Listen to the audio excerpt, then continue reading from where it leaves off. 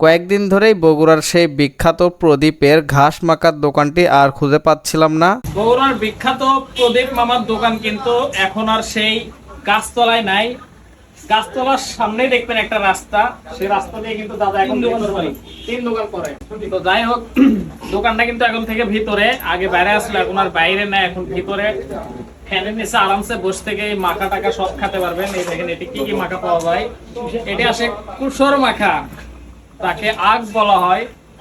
তারপরে এটা হলো যে কলার গাছের কাগনা, যেটা বাজার চলে আগে চলবে। তারপরে এটি আছে হচ্ছে যে আনারস, এই ছোট আছে বড় আছে। তারপরে ওই যে ভিতরে লেবু আছে, এই দোকানটা কিন্তু লেবুর পিনিক, মানে ফার্স্টে ভাইরাল হচ্ছিল এই যে লেবু। তারপরে এই পাশে আছে পেয়ারা। দাদা আর কি কি আছে?